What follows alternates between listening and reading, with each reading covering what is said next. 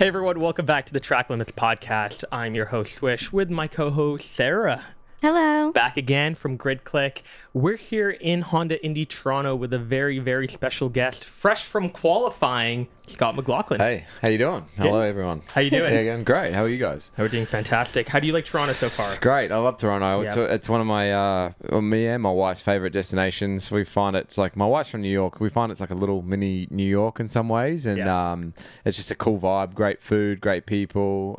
Track's awesome. We always have a massive crowd here too. So it's great to, be here and enjoying it. I love that. And while you're here, do you truly get to absorb yourself in the city, or is it kind of just touch and miss? Really? Yeah, we're down. I don't exactly know where we are, but like we're right along Yorkville Street, like just off Bay Street, and there's like a lot of nice Italian there and a really good ice cream shop, and we'd walk around and hang out, and traditionally if it's not too busy, I went to the Blue Jays game last night throughout the first pitch, which we're was a terrible cool. team, aren't we? Yeah, right now not too great, but I'm a Mets fan, so I can't talk. Yeah. So how was the pitch though? Yeah, the pitch went alright. Yeah, were you nervous before? I'd done a few of them before, Okay, so cool, I was like, I actually put a bit of heat on this one, and I just wanted to make sure I got the plate. So good. Yeah. I love that. Yeah. Well, first question right off the bat, and I think this is a fan favorite question, by the way.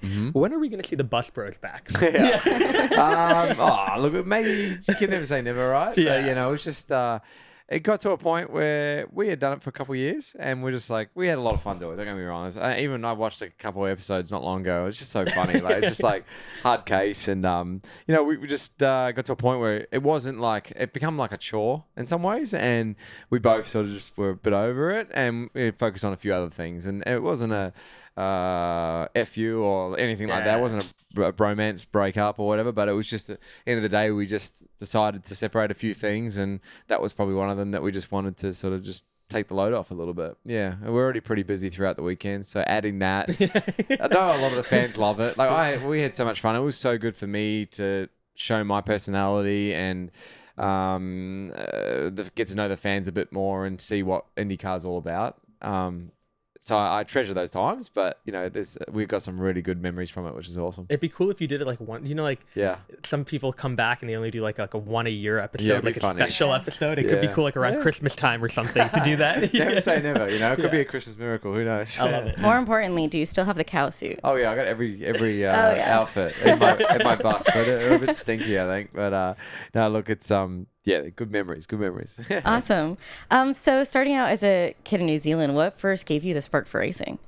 My mum and dad took me to a car show, and my mum and dad actually were racing before I was born, and we were at this car show, and I saw a go-kart, and Dad said that this is like, we used to do this when we were young, and then lo and behold, the next day was actually a have a go day at the local go-kart track, and that's why they were there at this car show. They were showing off their go-kart, and it all sort of happened, and it wasn't until I was this is when I was about 7, had a go, rest is history, bought a go-kart, the whole deal.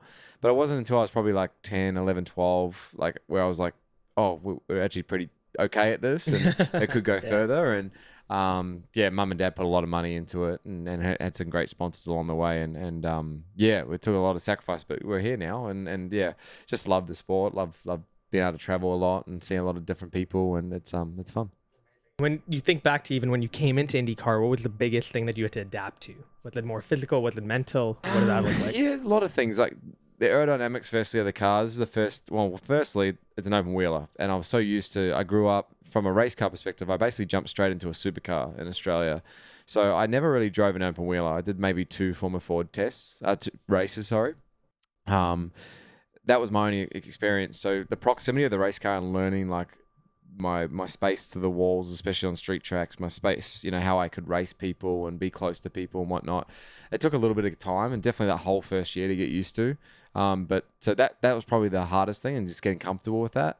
And then on top of that, trusting aerodynamics. It was probably the biggest car, the car with the most downforce I've ever driven. And and it's obviously very physical, as you said, and there's a lot of things, but most important, it was learning the proximity of the race car and then the aerodynamics.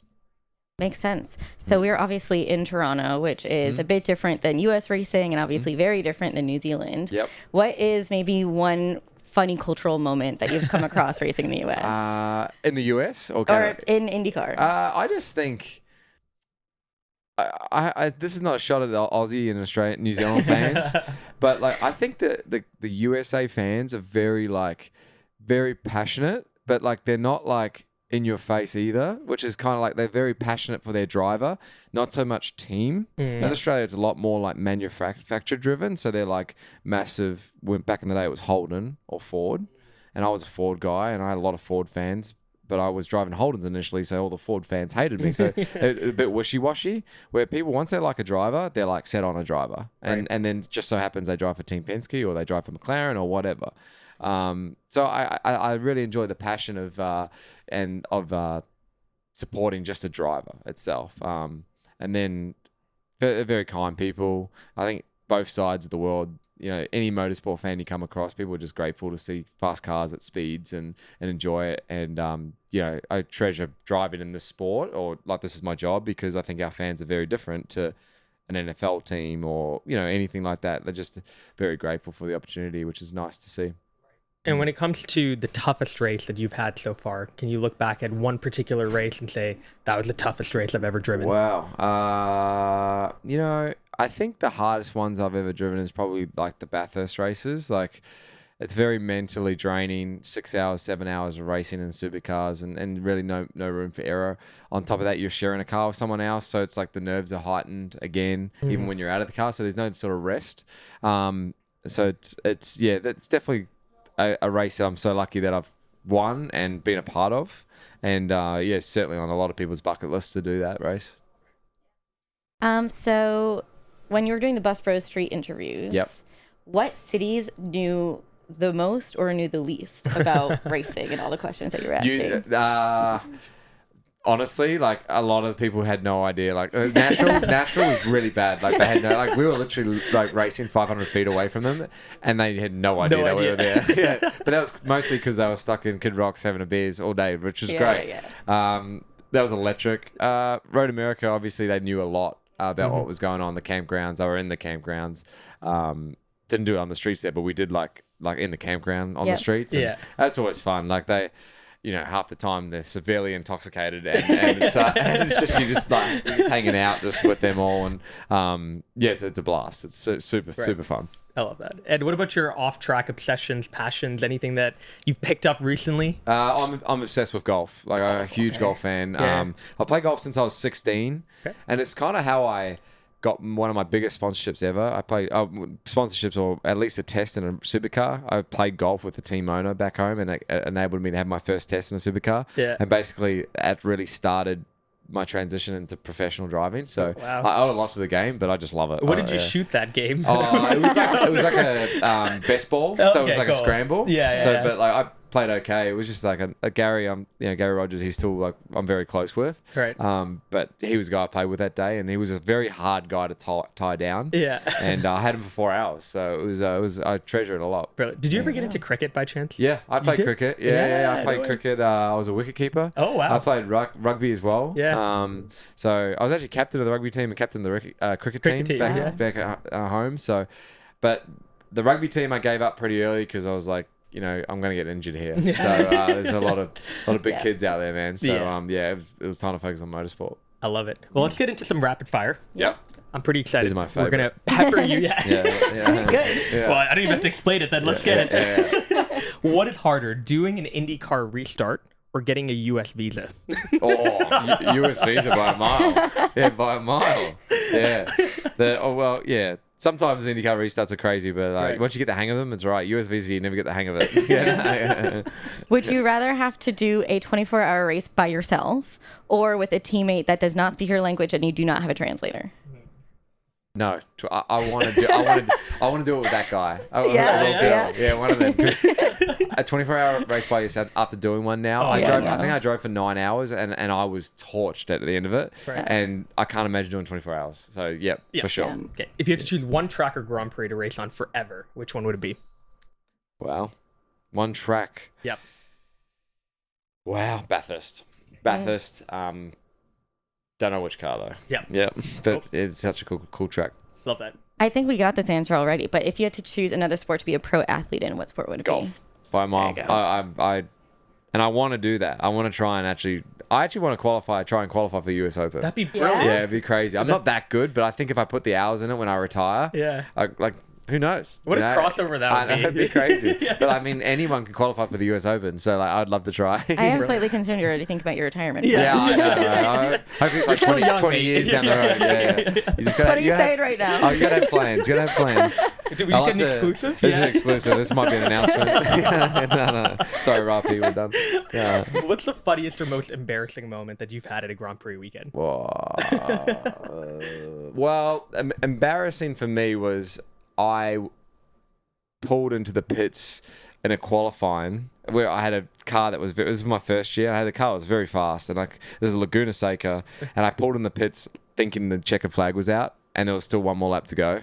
It was like something that you just dream about that shouldn't a nightmare. Yeah. And it happened, and I saw everyone going past. I'm like, what the hell? I'm like, what? And they're like, what are you in the pits for? It was the worst experience of my life. Like, it gives me heebie-jeebies thinking about it right now. But did you make an excuse up right away, or were you just like, that's on me, mate? I just blanked out. Yeah. And it was the worst experience of my life, of my career. It was terrible. I love it.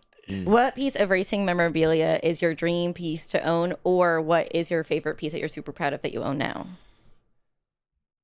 Question. Well, I'm a big collector of my race suits, and I have them on display like at my house, like along the wall, which is pretty cool. So I've got a lot of my race suits, and then now I've started collecting helmets. So yeah, I'd say like probably just some of the helmets that I'm switching with other drivers. So they're not actually my helmets. I'm switching with other drivers, and I know it's a popular thing to do as a race driver, but I really have enjoyed like collecting them along the way. I mean, I got Scott Dixon's pole-winning Indy 500 helmet from a couple years ago. Amazing. Colton's, it was his Indy helmet or something like that from a couple years ago. Like, there's a lot of cool things. And one of Jimmy Johnson's helmets from IndyCar. So it's I treasure a lot of them. Yeah. If you had a race car with an inbuilt entertainment feature, you can blast any music you want in the car while you drive. What are you listening to? White noise. White noise? Yeah. It makes me concentrate, man. I put white noise on when I'm in the debrief room. We all debrief together. And just to block out anything, I just put white noise on and just like, it makes me focus. Swear to God. And it makes me sleep. You're psychotic. I know. It's crazy, right? Is it like a certain megahertz or anything? It's just white. I don't know. It's just white noise. White noise. It's kind of, I know it sounds weird, but if I was going to drive to it and know that I could do just as good a job, white noise would be it. Amazing. Amazing. What is the most over-asked question that you get? How do you go on roads, like in a road car? Oh, like, do you really? speed, or have you ever got a ticket? Like, obviously, we're human. Let's be honest. I just got my first speeding ticket at 28 years old. I think everyone's going to get one at some point. You're going to get in trouble at some point. But that's probably the one. We interviewed your fellow Kiwi, Marcus Armstrong, recently. But if you had to ask him a question, what's the first question you would ask him? What's his favorite food in the world? Because he's a foodie. Yeah. So I'd like to know. Did we ask him that? No. Okay. Never mind. Yeah. We don't have the answer. Okay. All right. Yep. We'll come back to you on that. Yeah. What is your favorite guilty pleasure TV show? Oh, Love Island. Ooh, wow. Yeah. US or UK? Both. Yep. Both. I'm a huge. This year, Love Island's been electric. It's some of the best television I've ever seen. Isn't there a new season that just came out? Okay, they got a finale next week. Yeah. So, wow. Yeah. Don't the episodes come out like every Tuesday, I was Wednesday? watching them last night. Yeah, before the qualifying. Screwed working on the car. On Love Island. But no, it's that. And maybe an occasional Friends episode. I haven't finished every season. I know what happens at the end of Friends, but I enjoy putting that on if that's just something that's on. Love that. Mm-hmm. Final question. You're stranded on an island. Which 3 drivers from the IndyCar grid are joining you? Colton Herta, because we get along really well. Probably, me and Joseph talked about this. Probably Will, because he's he's kind of crazy, and I think he would do anything to survive. Yeah. So totally. So you need someone like that. Yeah. And then I don't know. Probably Graham Rahal, because he's big, and you need someone like to fight off, like maybe like a bear or something. Probably those guys. I think Will is the most picked person when we ask that question. Yeah, he's got this attitude. Survival instinct. Yeah. Oh yeah, I feel like he could just like really just get amongst it. Yeah. Love it. Well, thank you for coming on. Final question: qualifying it in the Indy 500, setting the fastest time, 4-lap average, just unbelievable job. Yeah, thanks. I remember watching that this year and just having goosebumps, literally. I can't even imagine the feeling in the cockpit. That was thank you. It was awesome. That's probably that was closest to the biggest accomplishment I've ever had. But I just peaked at the wrong Sunday. I peaked a week early. But ultimately, I've learned a lot around that place, and those 4 laps, like that is the most exhilarating laps of your life. It's incredible, and when the cars like dance in those last couple of corners, last lap or so, like I literally hardly turned the wheel the last lap of that run, and it's hard to see it from the outside and appreciate it, but I think if anyone jumped in and felt that, it's just the most surreal feeling. You feel like you're flying, so it's so cool. Love it. Well, guys, Scott McLaughlin, please go follow him. We're going to put his socials below. Thank you to Team Penske for setting this up in IndyCar. Hope you guys enjoyed this episode, and we'll see you guys at the next one.